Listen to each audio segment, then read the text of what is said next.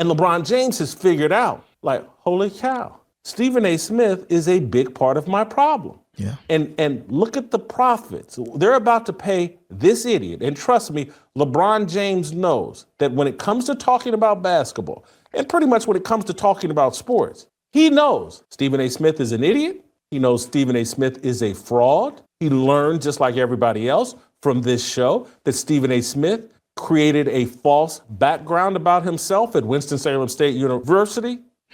He knows that Stephen A. Smith is a fraud, and he's like, and this dude's about to make $20 million. He's going to become even a bigger fraud and even more of an arrogant a-hole. And even he's going to continue to dive into and host these ridiculous LeBron James versus Michael Jordan discussions. And so LeBron, using his son as a shield and as a way to deflect and mislead people about what he's really upset about. Jason Whitlock talks about the altercation with LeBron James and Stephen A. Smith. Check out what he had to say, and then I'll come back with my comments. LeBron James confronting Stephen A. Smith courtside. And most people, lip readers, people that have seen this, I think they're trying to say LeBron said something about, hey, man, keep my son out of this. Yeah. And so that's LeBron James getting very smoky with Stephen A. Smith courtside. Stephen A. Smith has gone on television and confirmed that LeBron confronted him. Let's go ahead and play Stephen A. Smith's explanation of LeBron James confronting him. I believe this is SOT number 4. Let's play that clip. That was LeBron James coming up to me, unexpectedly, I might add, to confront me about making sure that I mind what I say about his son. Can't repeat the words because they ain't suited for FCC airwaves. Yeah, Stephen A. Smith energy was all thrown off. I seen the clip as well. Real monotone. Didn't really have that same energy that he usually has. So when someone kind of challenges Stephen A., I noticed that he folds under pressure. He'll take the easy way out. Not saying that he's wrong for doing so, but his energy ain't kept the same way all the time. That's what he was doing. I thought long and hard about this over the last few hours because I had no intentions, Molly, of talking about this at all. Why not? And the reason why is because it was a one-on-one, I wouldn't say a conversation, but it was a one-on-one confrontation. But then I wake up and everybody from ESPN and my agent and everybody else were sending me that this thing had gone viral. And so ultimately it was unavoidable, and that is why I have to discuss it now.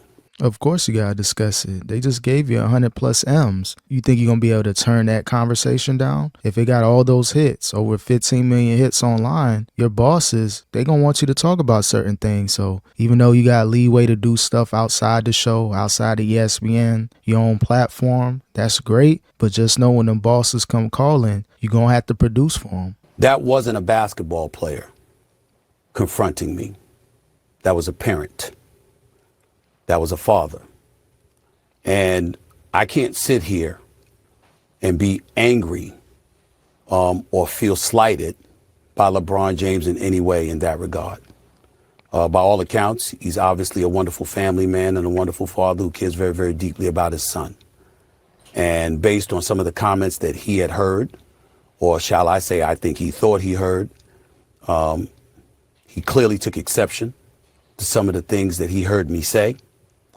And he confronted me about it. Stephen A. ain't really said nothing crazy about Bronny. All his energy was always directed toward LeBron. But you know, Bronny's in the crossfires. If you say something about LeBron, why are you letting this happen? Why is he on the court? Why is he not in the G League? When he stunk up the joint, when he played Philly, I think JJ Redick had him in there playing a lot, played the first half, a little bit of the second half. JJ caught a lot of backlash, a lot of flack. Same with LeBron. So all the energy was in LeBron's way. Again, if Bronny ain't playing good, you got the right to speak on that. If you don't think he's an NBA-ready player, you can't be afraid of Clutch Sports, Rich Paul, and LeBron if you got criticisms of Bronny James. You got to keep it real, Stephen. The record, his agent and friend, Rich Paul, has my number. Maverick Carter, who works under him, has my number. LeBron James knows how to get in contact with me if he wanted to. Why didn't he? He never called, because had he called and wanted to talk to me, I would have accepted that call. Had he wanted to see me, I would have flown out and I would have seen him and I would have had a conversation man to man. But that is not what he elected to do. Instead, he elected to confront me while I was sitting courtside. Ari Emanuel, the head of William Morris Endeavor, one of the agencies that represents me, along with Larry David, was sitting courtside. I was with them for the game. And he walked right up to me and he said what he had to say. It's kind of crazy, though, that LeBron James did that because, again, whatever the comments Stephen made in the past over the last year or so, why did it take LeBron James almost a full calendar year to confront Stephen A? We've heard in the past that he got calls from Clutch Sports. If Rich Paul is speaking, just know that it's coming from LeBron James. Not sure if they had a one-on-one conversation, a quick text or whatever, but it was weird that LeBron decided to crash out like that. Maybe it was because of the contract Stephen A got, all the people surrounding him, the representatives. Maybe he felt as though, let me cause a little scene, let me go viral. LeBron is calculated like that. He knows how to control the narratives, control the media. Not saying that he's wrong, but it's more than just Bronny James. Week after week after week, inviting idiots. This has been going on at ESPN, not just with First Take, but they're the leader of it. Hey, let's invite Kai Cenat on, a midget TikToker. Hey, let's invite idiot gangster rappers on, and we can always do. Idiot gangster rapper, who do you like, Jordan or LeBron? Barkley said ESPN has dumbed down the conversation about sports and made LeBron fans not like Michael fans, LeBron fans not like Michael Jordan, Jordan fans not like LeBron James. We've divided everything up. Basketball is this beautiful game, and we used to celebrate each other and celebrate the guys before us.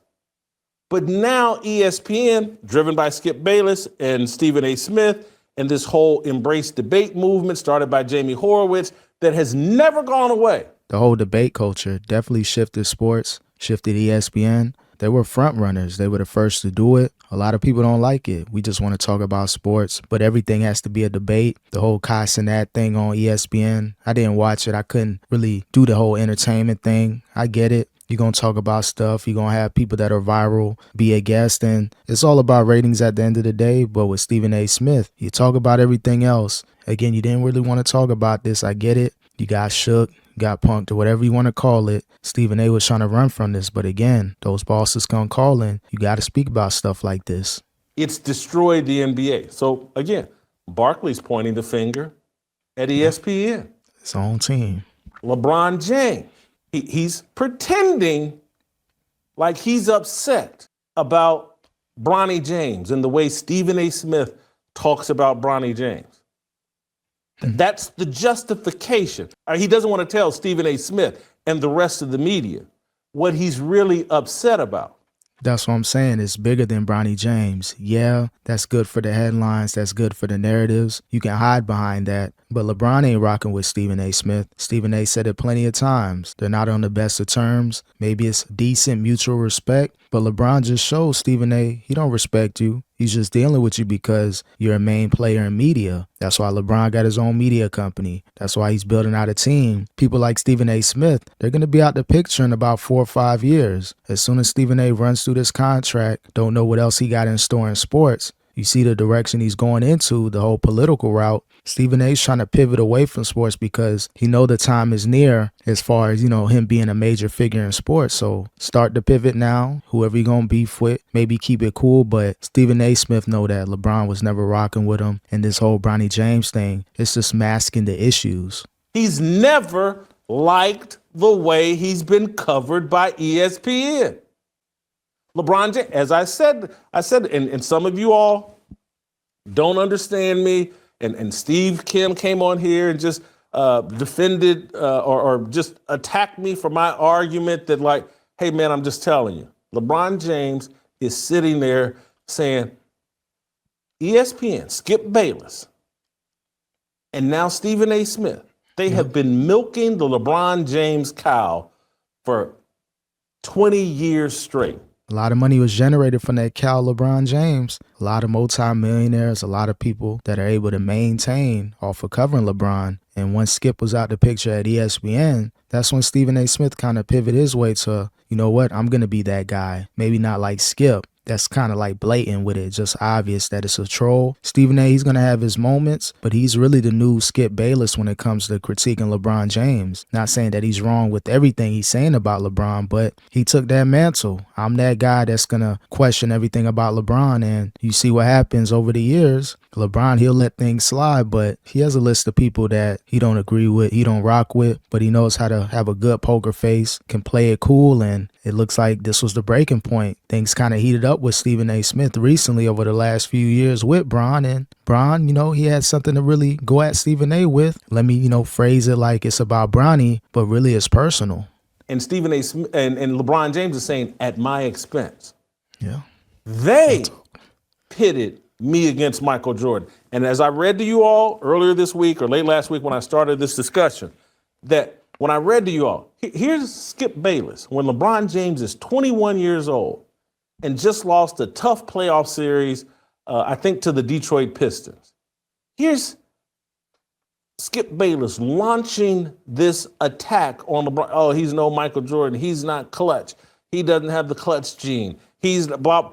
He started that when LeBron was 21 years old, just in his third season. A lot of people are saying right message, wrong messenger, but still, say what you want to say about Whitlock. Yeah, he may be picking and choosing, finding something to talk about, but what he's saying ain't completely wrong. We know what's going on with Skip. We know it's an entertainment factor. I don't think Jordan and LeBron are beefing, but the media with these whole GOAT debates, it's going to make people like LeBron feel a certain way. He's going to have to kind of pivot himself in media to at least try to surpass Michael, no matter if you think he's better or not, or if his legacy is at stake as far as surpassing him. When you got these debates going on with the biggest platform, ESPN, of course it could get a little ugly out there, but Jordan and LeBron, they shook hands at the anniversary thing at the All-Star game a few years ago. So there is some respect there, but in the media, they're going to try to play it differently. And LeBron James, as I said, like, hey, there's a lunatic on TV attacking me every day and comparing me in a negative light to Michael Jordan ever since I was 21. And LeBron James is like, here I am 20 years later, and Stephen A. Smith is still doing it. It's his turn. It's still, hey, let's bring on Kai Cenat. Damn. And let's, me and you, pit LeBron James and Michael Jordan against each other. And probably someone at Nike has probably finally figured out, like, hey, man, this hasn't helped LeBron James. And this is why he never was the shoe salesman that Michael Jordan was. He couldn't reach those heights because ESPN put LeBron in this negative war with Michael Jordan. Again, it's all views, it's all ratings. You want to try to get as much viewership as possible. And again, I kind of fed into it at times. You know, LeBron is better, Jordan is better, but it's all a troll. We know what's going on with mainstream media. Nike, they probably feel as though why we having our biggest entities, LeBron and Michael Jordan, go at it. It's not going to be right for business overall. Yeah, it may help ESPN, but in the long term, it could hurt Nike having your two biggest people maybe go at it, if not directly, indirectly. So I can see Nike feeling a certain way about this whole GOAT debate and try to put LeBron and Jordan versus each other. It's a fight LeBron James can't win. You're not going to win it, bro. And LeBron James has figured out, like, holy cow, Stephen A. Smith is a big part of my problem. Yeah. And look at the profits. They're about to pay this idiot. And trust me, LeBron James knows that when it comes to talking about basketball, and pretty much when it comes to talking about sports, he knows Stephen A. Smith is an idiot. He knows Stephen A. Smith is a fraud. He learned, just like everybody else, from this show that Stephen A. Smith created a false background about himself at Winston-Salem State University. He knows that Stephen A. Smith is a fraud, and he's like, and this dude's about to make $20 million. He's going to become even a bigger fraud and even more of an arrogant a-hole, and even he's going to continue to dive into and host these ridiculous LeBron James versus Michael Jordan discussions.